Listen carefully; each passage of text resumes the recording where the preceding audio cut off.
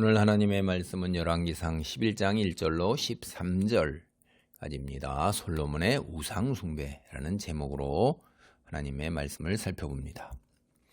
이제 오늘 성경 본문이 사실 솔로몬 이야기의 마무리 부분입니다.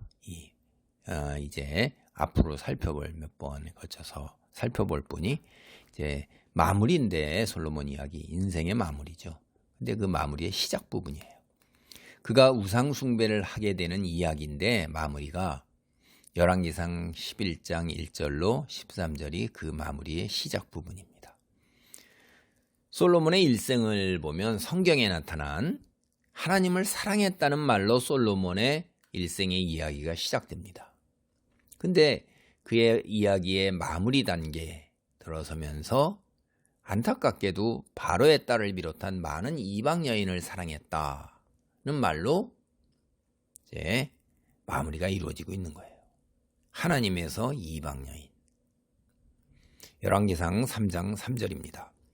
솔로몬이 여호와를 사랑하고 그의 아버지 다윗의 법도를 행하였으나 산당에서 제사하며 분향하더라. 그러니까 이 열왕기에 나오는 솔로몬의 이야기 시작. 이집트 왕 바로의 딸과의 결혼, 건축 사업, 산당에서의 제사, 이 세 가지를 이제 이야기를 해요. 그래서 그의 이야기의 일생이 이 세 가지가 얽히고 설키면서 지금까지 우리가 진행되어 온 것입니다. 오늘 이 마무리 단계에서도 마찬가지예요. 오늘 본문의 첫째 단락이 11장 1절로 3절인데 솔로몬의 많은 아내에 대한 이야기입니다. 솔로몬 왕이 바로의 딸 외에 이방의 많은 여인을 사랑하였으니 곧 모압과 암몬과 시돈과 헷 여인이라. 여호와께서 일찍이 이 여러 백성에 대하여 이스라엘 자손에게 말씀하시기를 너희는 그들과 통혼하지 말며 그들도 너희와 서로 통혼하게 하지 말라. 그들이 반드시 너희의 마음을 돌려 그들의 신들을 따르게 하리라 하셨으나 솔로몬이 그들을 사랑하였더라. 왕은 후궁이 700명이요 첩이 300명이라. 그의 여인들이 왕의 마음을 돌아서게 하였더라. 앞서 제가 말씀드린 바와 같이 열왕기상 3장 3절을 보면 솔로몬은 여호와를 사랑했어요.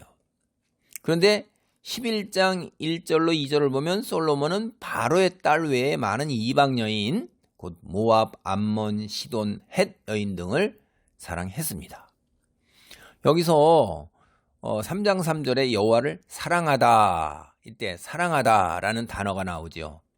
11장 1, 2절에 여인을 사랑한다 한 두 차례 나오잖아요. 그 단어가, 그 히브리어 단어가 여호와 하나님을 사랑하고 오직 그분만을 전심으로 섬기라, 그런 권면에서 사용되는 단어예요.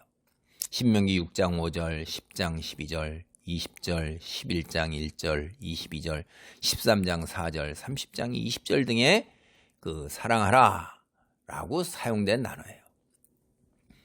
우리말은 뭐 그런 구별이 없지만 이 히브리어는요, 여호와 하나님께 사용하는 단어하고 그 인간에게 사용하는 단어를 구별해서 사용해요. 그러니까 사랑한다 이렇게 하더라도 하나님께서 우리를 사랑하시는 말과 인간끼리 사랑한다는 말 단어가 의미는 사랑한다는 거지만은 그걸 구별해서 사용하고 있는, 대체적으로 그래요. 그러니까 창조주 여호와하고 피조물 인간을 동격에 올려놓고 같은 단어를 사용하지 않는 것입니다. 사실 오늘 여호와라는 이 말도 그것이 정확한 발음인지 아닌지는 모르는 거예요. 왜냐하면 그들이 하나님의 이름을, 여호와 이름을 망령되이 부르지 말라고 아예 발음을 안 했어요. 그래서 다른 말로 돌려서 이제 발음을 했기 때문에 원래 그 여호와 하나님이 야훼인지 여호와인지 뭔지 사실 잘 모르는 겁니다. 후대에 와서 거기다 모음을 붙인 거고요. 돌려서 이제 쓰고 발음을 아예 하지 못하도록 히브리어는 원래 그렇게 해놨어요. 하나님의 거룩하신과 경외를 표현하는 한 방법이었어요, 그게. 그런데 오늘 본문에 여호와 하나님을 사랑하라는 권면에 사용하는 단어가 솔로몬이 이방 여인을 사랑하였다라는 말에 나오고 있어요. 이게 별로 긍정적이지가 않은 거죠. 이게 뭘 의미할까요? 다 깊은 뜻이 있는 거죠, 여러분. 이렇게 우리가 그래서 이제 보면 솔로몬은 하나님께 쏟아야 할 열정, 그 방향을 돌려가지고서 세상을 향하는 거예요. 제가 다시 말하면 신명기 6장 4절로 9절에 그걸 보통 우리가 쉐마라고 그래요. 쉐마 이스라엘, 우선 이스라엘아 들으라 이렇게 나잖아요. 뭐라며? 우리 하나님 여호와는 오직 한 분이신 여호와 하나님이시니 내가 마음과 뜻과 힘을 다하여 여호와를 사랑해라 이런단 말이에요. 그때 사랑해야. 근데 이 방향을 하나님에서 싹 돌려가지고 이방 여인을 사랑한단 말이에요. 거기다가 마음과 뜻과 힘을 다하고 있는 거예요. 아유, 참 안타깝죠. 하나님을 사랑하던 솔로몬이 어떻게 이처럼 하나님보다 이방 여인을 더 사랑하게 되었을까요? 우리가 지금까지 솔로몬에 관해 살펴본 바는 솔로몬은요, 여호와를 믿고 순종을 하는데 처음부터 마음의 틈을 가지고 있는 거예요. 우리가 3장 3절도 보면 솔로몬이 여호와를 사랑하고 다윗의 법도를 행하였으나 뭔가가 있잖아요. 뭐예요? 산당에서 제사하며 라고 말하잖아요. 다윗의 법도를 따른 것 긍정적이지만 그럼에도 불구하고 산당에서 제사한 것은 바람직한 것이 아니라는 뉘앙스하고 암시가 거기에 탁 나오는 것입니다. 우리도 그러잖아요. 내가 이러이러한 것은 참 잘하였으나 나 이럴 때 그렇죠? 뭐는 이렇게 하고선 지적하는 말이 나온단 말이에요. 성막에서 제사해야 되잖아요. 하나님의 말씀 법궤가 있는 성막을 놔두고 왜 산당에 가냐? 산당에 가는 것이 뭐 나쁘냐? 성경을 앞으로 여러분 쭉 따보세요. 산당에 가서 제사하고 분향하는 거 여호와께 하더라도 긍정적이지 않습니다. 이방인들이 산당에서 우상을 섬겨요. 그것처럼 산당에서 여호와께 제사하며 분향하는 거예요. 그러니까 이게 별로 좋은 게 아니에요. 왜 그러냐면 여호와 하나님께 제사하니까 괜찮을 것 같다라고 그러지만은 산당에서 여호와 하나님께 제사하는 경우에 대부분은 100% 모두가 그런 게 아니라 거의 대부분은 뭐냐면 그게 우상신들 중에 하나로 여호와를 섬기는 거예요. 다신입니다. 다신주의. 하나님이 그걸 뭐라고 그래요? 굉장히 패역하다고 그러고 반역한 걸로 하나님이 심판하시잖아요. 하나님은 그런 너희들이 만들어낸 신 중에 하나가 아니기 때문에 그런 대접받기를 처음부터 아예 금하셨어요. 십계명 보세요. 솔로몬의 나누어진 마음, 이집트 왕 바로의 딸과 결혼하는 거 있잖아요. 거기에서도 그대로 드러났다고 제가 말씀드렸잖아요. 계속. 그 이집트라는 것이 세상이란 말이에요. 거기에서 나왔잖아요. 그런데 거기로 돌아가요. 기가 막힌 일이죠. 그는 근데 이집트 공주뿐만이 아니라 모압, 암몬, 에돔, 시돈, 헷 등지의 많은 여자를 아내로 맞아들여요. 이거 참 안 좋은 거라고 제가 말씀드렸죠. 다시 봅니다. 여호와께서는 일찍이 모세 등을 통해서 이스라엘 사람들에게 종교적인 이유에서 오로지 믿음의 관점에서 이방 여인들을 아내로 맞아들이지 말라고 하는 거예요. 뭐 이거 가지고서 뭐 인종차별이다 요새 와가지고 뭐 어쩌고 저쩌고 아유 그런 말씀하지 마세요. 창조주 하나님께서 이렇게 인간 피조물 된 인간에게 지켜라 이렇게 하면 그건 지키면 되는 거지. 피조물 된 주제에 뭐 평등, 인종차별 뭐 어쩌고 저쩌고 이런 거 내들면서 뭐 하나님이 마치 정의롭고 공의롭지 않으신 것처럼 이따위 얘기를 하면 그건 네 생각이에요. 네가 하나님 알겠어요? 여러분 내가 예술 작품을 딱 그렸다 이 말이에요. 그렸어요. 그랬더니 그 예술 작품이 여기다 빨간색을 부리면 안 되고 뭐 녹색을 칠하라고. 이게 말이 됩니까? 내가 뭘 만들었어요. 그래갖고 자동차를 만들어 가지고선 그 자동차는 승용차로 만들었어요. 나 승용차 실으니까 바퀴는 SUV 바퀴로 하고 엔진은 뭐 가스 터보로 하고 자동차가 그렇게 하면서 만드는 창조주한테 주인한테 그래요. 제작자한테. 이게 말이 돼요? 내가 내 뜻대로 하는 거지. 그럼 자동차 네가 네 스스로 너를 제작하든가. 제가 화가 나려고 그러네요. 이거요. 피조물 주제된 분수를 반드시 알아야 돼. 창조주 하나님이 네가 더 공의롭고 의롭다. 마음이 나뉘어있고 세상에서 자기 탐욕과 짐승처럼 썩어질 것을 다 추구하고 말로 입술로 그러면서 실제는 다 재물과 쾌락과 자기중심에 그래갖고 동성애, 마약에 뭐 그냥 온갖 것 다 남 고아 과부 약한 자들한테 그냥 착취하고 인간의 본성은 다 그런 거잖아요. 그래갖고 그런 주제에 무슨 이거는 피조물 주제에 피조물이 만들어낸 지들이 깎아 세운 주조해서 부어 만든 신을 신으로 해갖고선 자기 욕심을 채우고자 하는 게 그걸 수단으로 빌어가지고 하나님은 그건 썩어 없어질 거니까 그렇게 하면 안 된다. 너는 영적인 존재고 신적인 자녀다. 영생이 있다. 근데 나를 섬기지 않으면 만든 창조주 내가 너에게 생명을 줬잖냐. 너는 영원히 지옥에 갈 수밖에 없다. 내가 없는 곳에서. 너는 내가 없다고 그랬으니까 내가 없는 곳 내가 여호와 내가 없는 곳 지옥 그곳에서 너는 영원한 저주 심판 속에 있어야 한다. 이런 건데 그래서 그렇게 안 하기 위해서 이렇게 얘기를 하는 건데 얼마나 선한 거예요. 좋은 걸. 근데 그걸 가지고서 뭐라고 그러는데 에휴, 하여간 이런 떠드는 사람들 이야기에 참 제가 기가 막힌 겁니다. 그런 얘기에 또 홀딱 다 넘어가고 막 해갖고 공격하는 건 다 그 어둠의 세력들의 선동입니다. 여호와께서 믿음의 관점, 종교적 관점에서 이방인 여인을 아내로 맞아들이지 말라고 분명히 말씀하셨어요. 신명기 7장 3절로 4절이에요. 또 그들과 혼인하지도 말지니 내 딸을 그들의 아들에게 주지 말 것이요. 그들의 딸도 내 며느리로 삼지 말 것은 그가 내 아들을 유혹하여 그가 여호와를 떠나고 다른 신들을 섬기게 하므로 여호와께서 너에게 진노하사 갑자기 너희를 멸하실 것임이니라. 또 출애굽기 34장 16절에도 또 이렇게 얘기하셔요. 또 내가 그들의 딸들을 내 아들들의 아내로 삼음으로 그들의 딸들이 그들의 신들을 음란하게 섬기며 내 아들에게 그들의 신들을 음란하게 섬기게 할까 함이니라. 여호수아서 23장 1절로 13절 역시 이방인과의 통혼을 금하고 있습니다. 이게 한두 번 나오는 게 아니잖아요. 모두가 다 종교적인 이유 때문에 그래요. 여러분은 빛이 악을 이긴다 이렇게 생각하세요? 그러니까 선이 악을 이긴다고 생각하세요? 드라마, 소설, 영화가 다 선이 악을 이기는 걸로 그렇게 나오죠? 현실에서 그런 일이 벌어집니까? 여러분은 그러지 못해요. 우리가 겪는 경험상에서는 여러분의 선함이 가족 공동체 안에서, 교회 공동체 안에서, 직장 공동체 안에서 영향을 미쳐서 그들이 다 선으로 바뀌어 갑니까? 아니라는 건 너무나도 잘 아시잖아요. 여러분마저도 그 선함의 본성이 퇴색하면서 악에 물들기 시작하잖아요.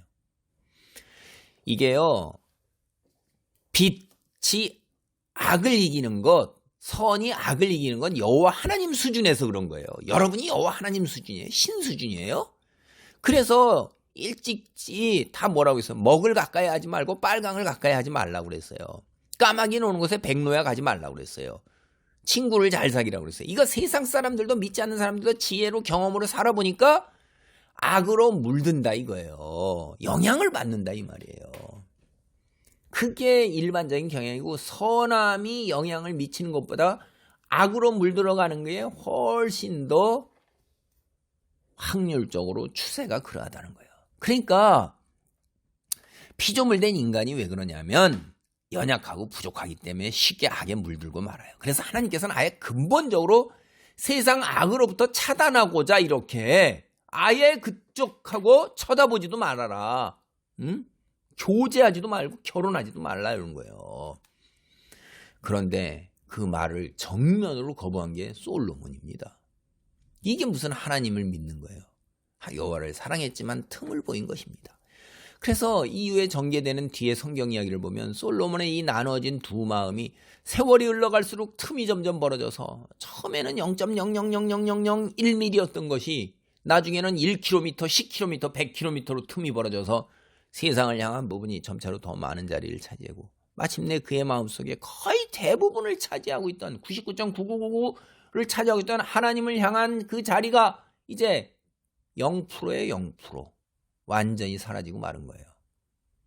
이방 여인들과의 결혼으로 인해 여호와를 떠나고 이방 여인들을 따라서 그들이 섬기는 우상들을 음란하게 섬기게 될 걸 우려한 여호와의 말씀대로 이방 여인들이 솔로몬의 마음을 여호와로부터 완전히 돌려놓은 것입니다.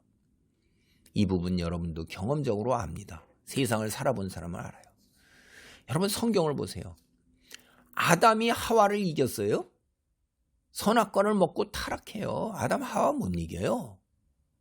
세상에서 남자들이 여인들을 제치고 자기 의지대로 하는 것처럼 보이지만 우리가 살아보면 알아요. 경험적으로 다 압니다. 여인들에게서 벗어나는 남자들 생각보다 적어요. 최종 결과를 보면요. 인생에 살면서 세월이 갈수록 거의 대부분 여인들의 생각대로 남자들이 따라가요. 오늘 본문을 근거로 하면 솔로몬이 몰락하는 시작의 직접적 요인이 뭐냐? 이집트 바로의 딸과 결혼한 거예요. 솔로몬이 여호와의 우려대로 이방인 아내들만을 사랑한 것이 아니라 거기서 끝났으면 좋은데 그들이 섬기던 신까지도 사랑하는 거예요. 아유 참. 그렇다고 해서요 솔로몬이 완전히 여호와를 외면하고 아예 생각조차 하지 않은 것은 사실은 결코 아니에요. 그는요 어느 사이에 여호와뿐만 아니라 수많은 이방 여인 아내들이 섬기는 그 많은 이방 우상들까지 섬기는 한마디로 얘기하면 이방 세상 사람처럼 다신주의자가 된 거예요. 제가 아까 하나님 빵 풀어라는 것은 안타까운 마음에서 그렇게 해봐야 그건 빵 풀어하고 똑같은 거예요. 0%하고 똑같은 거란 말이에요. 다신주의자가 된 거는요. 하나님이 그래 네가 그래도 내가 60% 생각했지 70% 생각했지 그러마 내가 60% 70% 너 인정하마 이런 게 아니에요. 60% 70% 99%도 99.99%도 안 돼요. 하나님은 순도 100%. 참 질투하시고 시기하시는 하나님이라고 성경에 당신을 그렇게 표현을 하셔요. 용서를 안 하셔요. 그런 부분은. 이게 이제 다신주의자가 된 게 기가 막히는 일이에요. 여러분 생각해 보세요. 이스라엘 역사뿐 아니라 세상에서 가장 지혜로운 자가 누구예요? 솔로몬이에요. 아니 세상 만사를 다 안다 해도 여호와 하나님을 제대로 모른다. 이거 말이 됩니까? 솔로몬보다 지혜로운 사람이 더 없는데? 근데 결과를 보면 솔로몬에게 여호와 하나님은 자신이 섬기는 수많은 신들 중에 하나에 지나지 않게 된 거예요. 이제 여호와 하나님이 누구세요? 창조주세요. 전지전능하신 분이세요. 하늘나라와 이 세상의 통치자 되신 오로지 단 한 분이신 참신 되신 분이에요. 여호와 하나님이 세상의 온갖 지혜를 다 지닌 솔로몬 그조차도 생명을 주신 분이에요.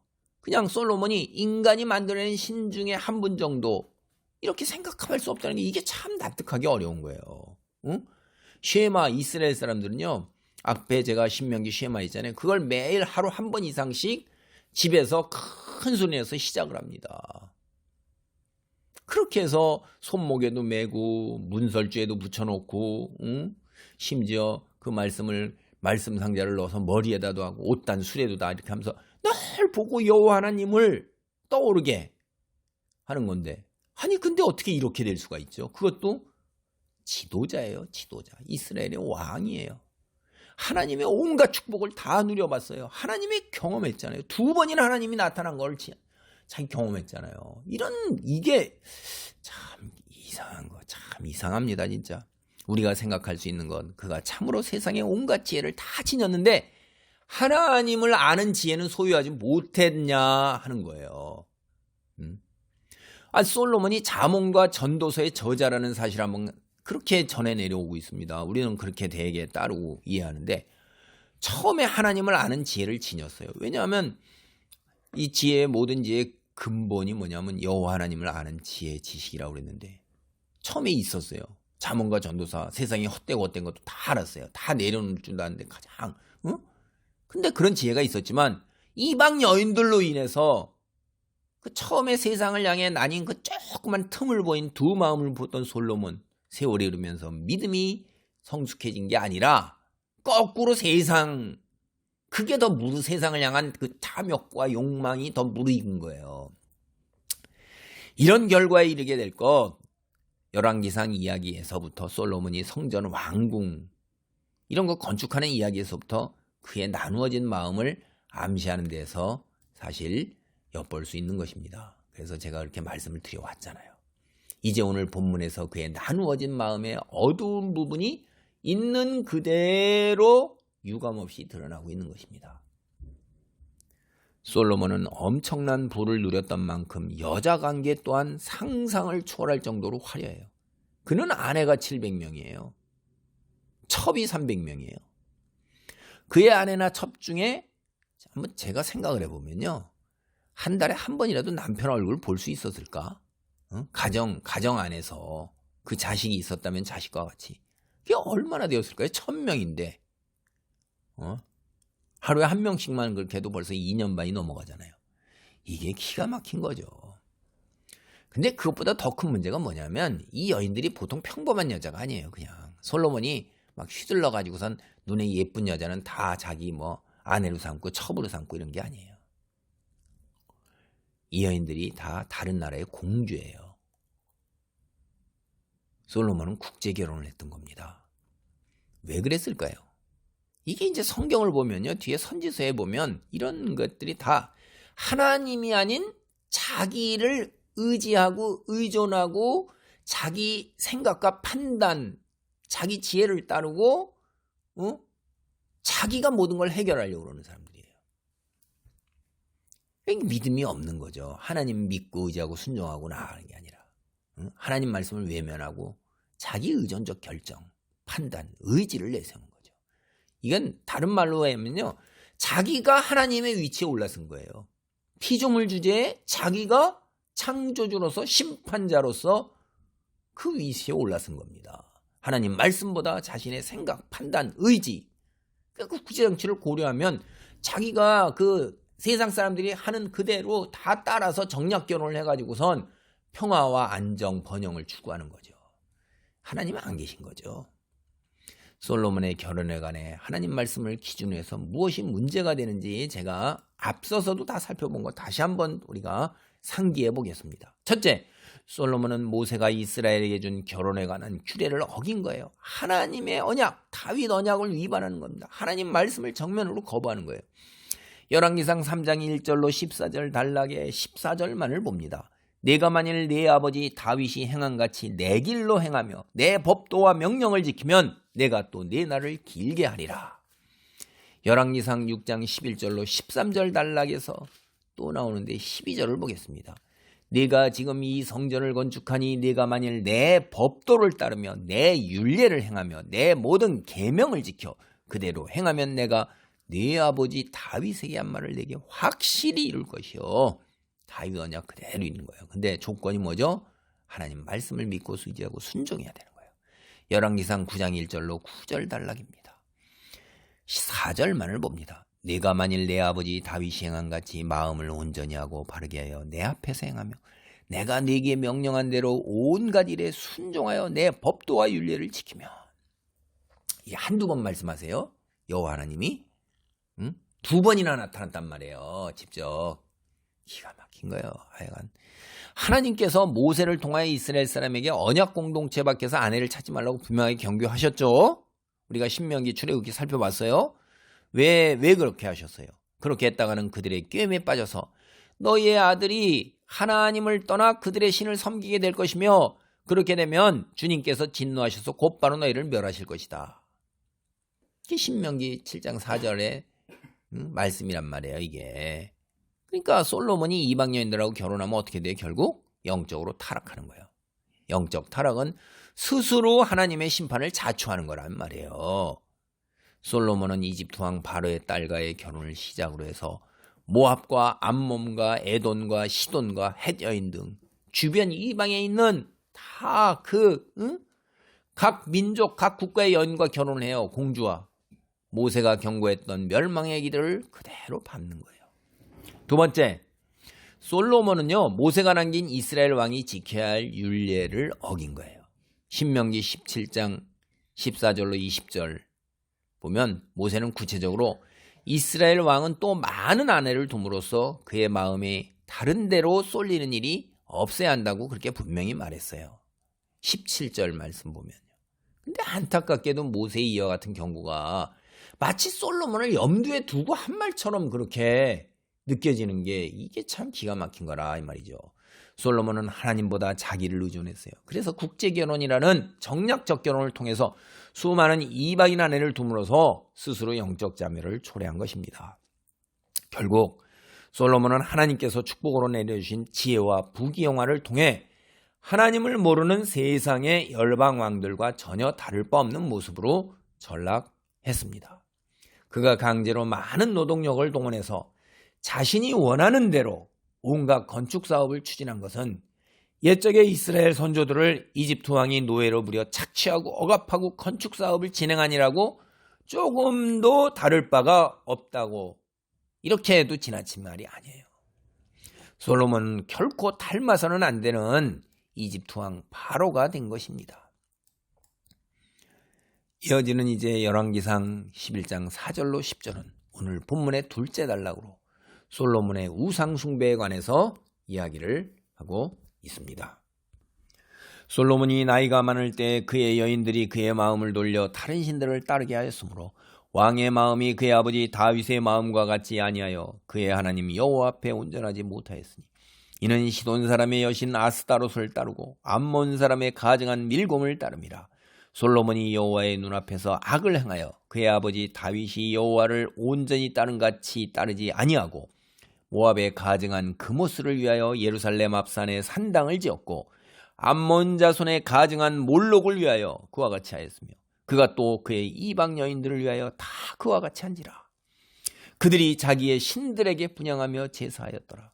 솔로몬이 마음을 돌려 이스라엘 하나님 여호와를 떠나므로 여호와께서 그에게 진노하시니라. 여호와께서 일찍이 2번이나 그에게 나타나시고 이 일에 대하여 명령하사 다른 신들을 따르지 말라 하셨으나 그가 여호와의 명령을 지키지 않았으므로. 이제 1절을 보면요, 솔로몬은 나이가 들자 판단력이 흐려졌어요.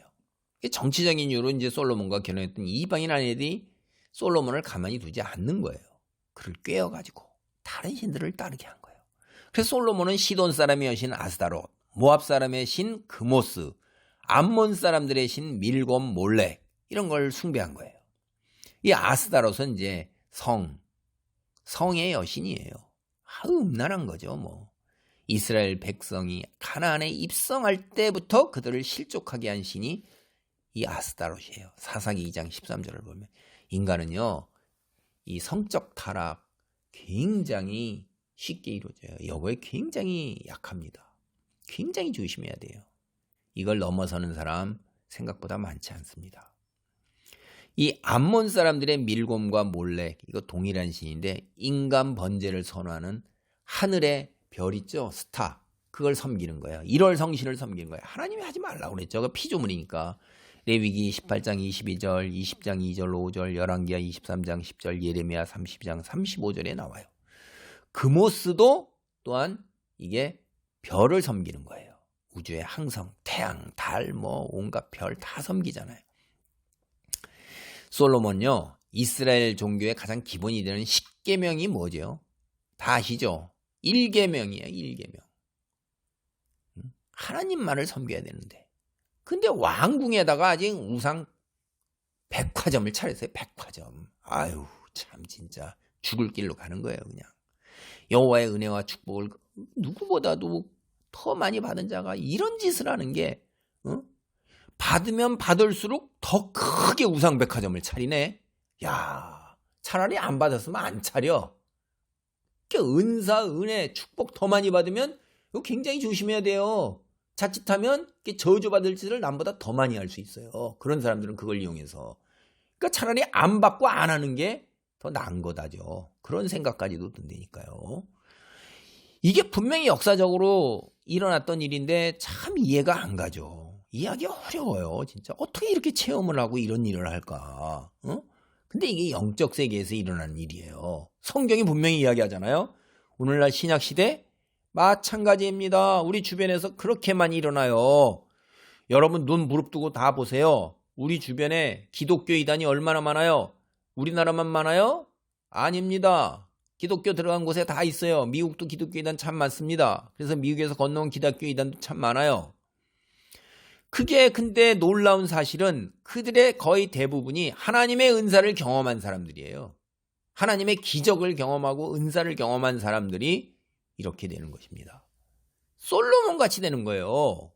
솔로몬 같은 경우가 예수님 오신 이후로부터 오늘날에도 여전히 일어나고 있다는 거죠. 우리가 잠시라도 빈틈을 보일 수 없는 거는 바로 이처럼 어둠의 세력들이 우리를 유혹하고 온갖 거짓과 계계와 함정과 술수로 우리를 멸망으로 몰아넣기 때문에 그래요. 그들은요, 성경을 보면 우는 사자같이 다니면서 한 사람이라도 더 하나님을 떠나 세상을 향해 나아가도록 자기 밑에 죄의 종으로 들어오도록 그렇게 일을 벌이고 있는 거예요. 솔로몬이 여호와를 버리고 주변 국가들의 이방신을 섬겼다. 이게 사실 고대 근동 정서하고는 전혀 맞지가 않는 겁니다. 솔로몬이 이게 지혜가 있는 사람인가 하는 거예요. 왜냐하면요, 다신주의가 성행하던 그 고대 근동 솔로몬이 살던 시절에 항상 종주, 그러니까 으뜸되는 왕, 그 밑에 이제 속국이 있잖아요. 강국의 왕이 종주란 말이에요. 그러면 자기 밑에 있는 약소국가 군주, 내가 섬기는 신을 섬겨라, 그렇게 강요했어요. 다. 왜? 자기 신이 강하니까. 그러니까 내가 너를 내 밑에 두고 있는 거 아니냐. 내가 왕중 왕 아니냐, 이런 거죠. 약한 나라, 너희 그 신이 약하니까 네가 내 밑에 있는 거지. 그리고 약한 나라는요, 강한 나라의 신을 섬기는 걸 당연한 일이라고 생각한 거예요. 그래서 어떻게 해요? 정 안 되면 강한 나라의 신까지도 같이 섬기죠, 대부분. 그러나 종주왕은 가장 강한 신인데 그때 솔로몬은 어떻게 해요? 약한 나라, 강한 나라 그러면서 약한 나라의 신을 섬기고 있어요. 아니, 이게 말이 돼요? 머리로 이해가 됩니까? 상식적으로? 초등학생도 이렇게 안 할 거예요. 조공을 바치는 나라에게 자신이 섬기는 여호와를 섬기도록 강요해야죠. 거꾸로 약속의 신들을 섬기면서 숭배해요. 상식 밖의 짓이에요, 이게. 창조 시절에 여러분요, 모든 짐승을 다스리는 다리에 앉아서 짐승에게 이름을 붙여줬던 사람이 누구예요? 아담과 하와예요. 성경 창세기 보면. 그런데 이름을 붙여주는 그 피조물 다스리는 겁니다. 근데 들짐승, 뱀의 말을 듣고 타락한 일, 그게 여기서 떠올라요. 솔로몬 똑같이 그러는 거예요. 자기가 다스리는 위치에 있으면서 오히려 다스림을 받는 뱀의 거짓말과 유혹에 넘어가서 그의 다스림을 받아요. 이게 말이 돼요? 아니, 왕이 백성을 다스려야지. 왕이 백성의 다스림을 받아가지고선 그렇게 하는 게 말이 되냐, 이 말이에요. 이건 상식적으로 말이 안 되는 거잖아요. 뱀의 거짓말과 유혹에 넘어갔다는 것은 자신의 다스림을 받는 그 들짐승 뱀 제대로 다스리지 못한 거예요. 그리고 하나님 일을 거스리는 일 꺼리낌이 없이 한 거예요. 이게 영적 세계의 실태예요, 여러분. 이게 그러니까 우리가 영적으로 굉장히 민감하고 이거 잘 생각해 봐야 돼요. 내가 하나님의 자녀로서 나의 위치와 권세, 이거 제대로 사용하지도 못하고 스스로 포기하고 거꾸로 사탄의 유혹과 어둠의 세력의 유혹에 들어가는 게 이런 거. 참 이게 상식 밖의 일이고 망조죠, 망조. 이게 오늘날도 여전하다, 이 말이에요. 사실 솔로몬이 노년의 판단력이 흐려졌다, 그래서 그렇게 됐다, 그것도 맞는 얘기예요. 가증스러운 죄를 진 게 노년의 판단력이 흐려서 여인들의 꾀임에 넘어가서. 근데 타락의 가장 큰 동기는 그거보다도 다른 데 있는 거예요. 애초부터 마음이 둘로 나눠져 있는 거예요. 틈이 있었기 때문에 0.00001이라도 틈이 있는 거예요. 그 우리 마음속에 그런 틈이 있으면 그 틈을 비집고 어두움 세력이 들어와서 마침내 여호와를 떠나게 만든다, 이 말이에요. 그러니까 여러분이 교회 나오면서 사주팔자, 점집 뭐 이런 거 어때, 뭐 어쩌다 한번, 그게 틈이에요. 바늘구멍 틈이, 그게 죽는 겁니다. 점집 돌로 쳐 죽이라고 그랬어요. 교회 다니면서 점 나가고 뭐 사주팔자 보고 뭐 타로 좀 본다, 이게 우스갯소리가 어디 있어요. 영적 세계는 우스갯소리가 없습니다. 여러분 솔로몬 같이 되는 거예요. 아담과 하와처럼 되는 거예요. 절대로 쳐다보지도 말고 아예 발을 들여놓지 말아야 되는 거예요. 철벽을 쳐야 되는 겁니다. 바로 그러한 예가 성경에서 두 차례나 언급되고 있는 게 다윗이에요. 11장 4절하고 6절 보세요. 다윗은 노년에도 완전한 마음으로 하나님을 사모하고 사랑했다, 이 말이에요. 4절. 그걸 감안하면 솔로몬의 문제가 사실은 노년이라 판단이 흐려진 것보다도 틈에서 비롯되는 걸 여러분은 알아야 되는 거예요. 솔로몬의 죄는 세월이 문제가 아니라 여호와를 향하는 마음이 온전하지 못한 데서 비롯된 거예요. 제가 앞서 말씀드렸어요. 솔로몬이 여호와를 사랑했지만 하나님보다 더 사랑해서 마음을 빼앗긴 것, 바로 수많은 이방 여인 아내들을 사랑한 거예요. 기가 막힌 일은, 하나님은 솔로몬이 어릴 때부터 사랑하셔서 그에게 여디디아 사무엘하 12장 25절에 보면 여디디아라는 애칭까지도 주셨어요. 이 여디디아가요, 여호와께 사랑을 입음, 이런 뜻이에요. 그런데 참 이런 일이 다윗의 후계자 왕으로 세웠어요. 그리고 세상에 온갖 부귀 영화 지혜 다 주셨어요. 하나님 또 2번이나 찾아오셨어요. 이런 기적과 축복과 은혜를 체험하고 다윗의 후계자, 언약 백성의 지도자, 왕으로 세워. 근데 솔로몬은 십계명의 가장 기본적 계명인 내 앞에 다른 신을 두지 말라, 출애굽기 20장 3절, 이거를 하나님 말씀을 정면으로 어기는 겁니다. 하나님께 대드는 거죠. 이게 이해가 안 되고 납득이 안 된다 이 말이에요. 영적 세상은 이래요. 하나님의 축복, 다시 말해 은사, 물질적 축복 등, 이게 믿음의 관점에서 사람이 변질되는 걸 이걸 막지 못한다 하는 걸 우리는 솔로몬을 보면서도 알 수가 있어요. 우리 주변에도 수많은 기독교 이단을 보면 그 사람들에서 똑같아요. 솔로몬과. 죄라는 게 이런 거예요. 죄라는 게. 여러분, 우리 죄도 그 속성을 잘 알아야 돼요. 우리의 상식과 이성으로 설명되지 않는 부분이 있어요. 분명히. 그건 나중에 영적 진리는 더 나중에 가서 명료하게 알겠죠. 지혜로운 솔로몬이 어떻게 이렇게까지 변모할 수 있을까 하는 것, 납득하기 어렵죠. 인간사회 안에서 지켜야 하는 도덕의 관점에서 사실 솔로몬은 배은망덕이에요. 이게 하나님께. 어찌됐든 간에 영적 관점에서 솔로몬의 죄라는 건 이게 명쾌하고 쉽게 설명하기 어려운 부분이 있어요. 우리가 솔로몬의 경우를 타산지석으로 그래서 삼아야 돼요. 하나님께서 축복하실수록 겸손하게 낮아져야 돼요. 은사를 주실수록 물질로, 건강으로, 온갖 거로 축복과 축복 존귀하게 하실수록 그런 것들 흔들리지 않아야 돼요. 그걸 다스려야 돼요. 그래서 하나님의 영광을, 그것들을 다스려서 드러내야 되고, 그것들로 이웃들에게 하나님의 사랑과 은혜와 축복을 전해줘야 돼요. 내가 내 손을 통해서 나가는 통로가 되어야 되는 거예요. 그걸 붙들고 집착하고 내가 누리려고 하는데 우선을 두면 안 돼요. 본인도 누려야 되지만은 그보다 먼저 하나님 말씀 순종, 그래서 통로로 먼저, 청지기로 먼저 지혜롭게, 이 청지기가 참 재물을 자기 것도 아닌 걸 지혜롭게 다스렸도다 하는 칭찬을 듣게, 그렇게 하고 누려야 돼요. 누리는 것을 항상 먼저 앞세우지 말아야 할 것입니다. 오늘 본문 셋째 단락 열왕기상 11장 11절로 13절입니다. 하나님의 심판이에요. 여호와께서 솔로몬에게 말씀하시되 내가 이러한 일이 있었고 또 내가 내 언약과 내가 네게 명령한 법도를 지키지 아니하였으니 내가 반드시 이 나라를 네게서 빼앗아 네 신하에게 주리라. 그러나 네 아버지 다윗을 위하여 네 세대에는 이 일을 행하지 아니하고 내 아들의 손에서 빼앗으려니와 오직 내가 이 나라를 다 빼앗지 아니하고 내 종 다윗과 내가 택한 예루살렘을 위하여 한 지파를 네 아들에게 주리라 하셨더라.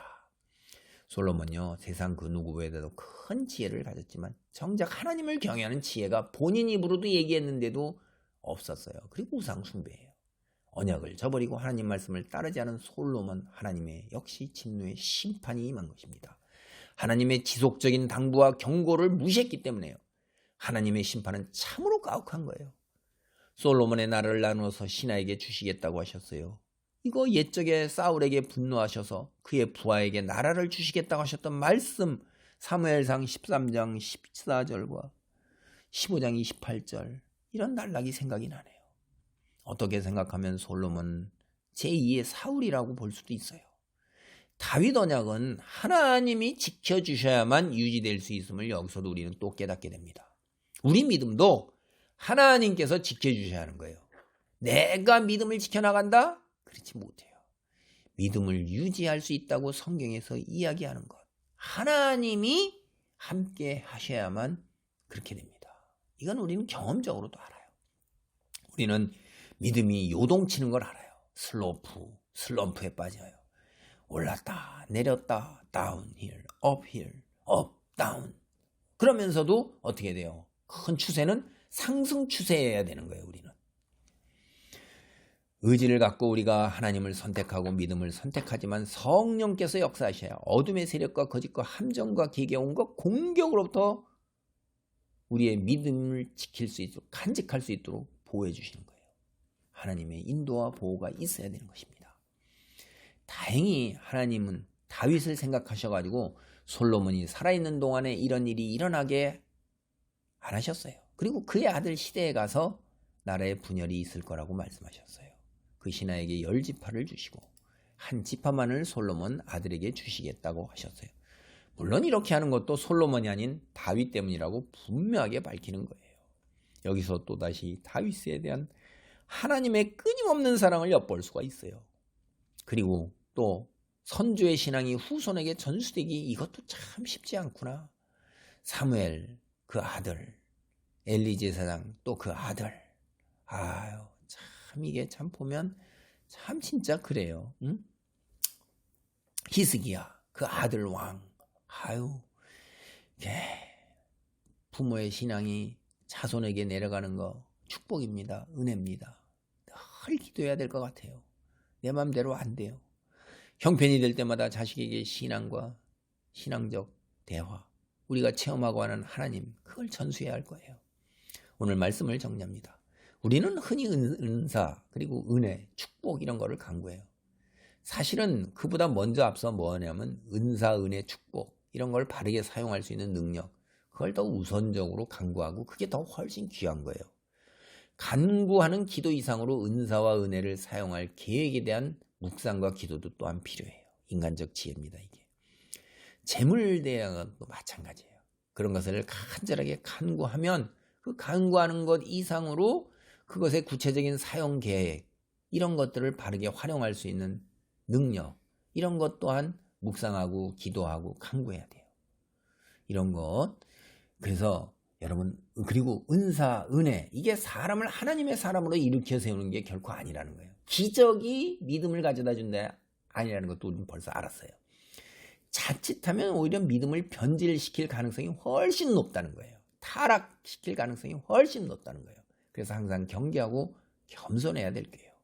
은사와 은혜를 하나님의 영광을 위해 바르게 사용하는 참된 믿음의 사람이 되기를 기도합니다. 아멘.